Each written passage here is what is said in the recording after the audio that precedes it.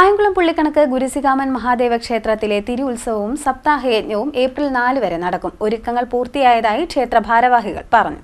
കായംകുളം പുള്ളിക്കണക്ക് ഗുരുസികാമൻ മഹാദേവ ക്ഷേത്രത്തിലെ തിരുവുത്സവവും സപ്താഹയജ്ഞവും ഏപ്രിൽ 4 വരെ നടക്കും. തൃക്കൊടിയേറ്റ് വ്യാഴാഴ്ച നടക്കും. സപ്താഹയജ്ഞം 27 മുതൽ ഏപ്രിൽ 2 വരെ നടക്കും. ക്ഷേത്രത്തിലെ തിരുവാറാട്ട് ഏപ്രിൽ 4 ശനിയാഴ്ച നടക്കും. പനയനാർകാവ് ദേവീക്ഷേത്രം കുളത്തിൽ ആറാട്ട് ഘോഷയാത്രയ്ക്ക് ശേഷം കൊടിയിറക്കും വലിയ കാണിക്കയും നടക്കും. ഉത്സവത്തിനും സപ്താഹയജ്ഞത്തിനുമുള്ള ഒരുക്കങ്ങളെല്ലാം പൂർത്തിയായതായി ക്ഷേത്ര ഭാരവാഹികളായ ഗോപാലകൃഷ്ണൻ നായർ, PN സദാശിവൻ, ക്ഷേത്ര മേൽശാന്തി ഹരികൃഷ്ണൻ, K ജനാർദ്ദനൻ, ഗോപാലകൃഷ്ണൻ, പുഷ്പരാജ്, സനിൽ, അനിൽ എന്നിവർ പറഞ്ഞു.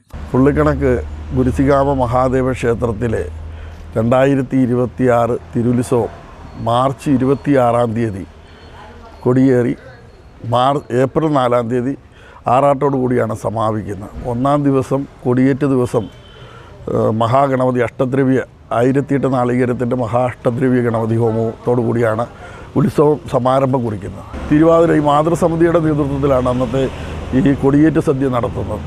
തുടർന്ന് 7, 8, 9, 10 ദിവസങ്ങളിലും വിവിധ കലാപരിപാടികളും വിവിധ കരകളിൽ നിന്നും കഥകളി, നാടകം, ഡാൻസ്, നൃത്തനൃത്യങ്ങൾ, ഭജന അതുപോലുള്ള കലാപരിപാടികൾ ഇതിനോടൊപ്പം തന്നെ അരങ്ങേറുന്നതാണ്.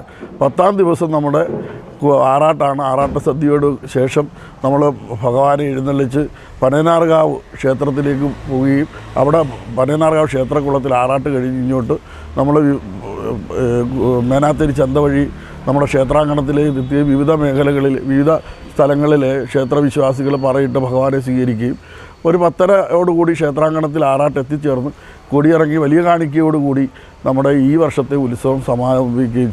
ക്ഷേത്രാചാരപ്രകാരമുള്ള എല്ലാ ചടങ്ങുകളും എല്ലാ ദിവസവും രാവിലെ മുതൽ തന്നെ ഉണ്ടായിരിക്കും. അതുകൂടാതെ തന്നെ കെട്ടുകാഴ്ചകൾ, അതുപോലെ കലാപരിപാടികളെല്ലാം എല്ലാ ദിവസവും ഉണ്ട്.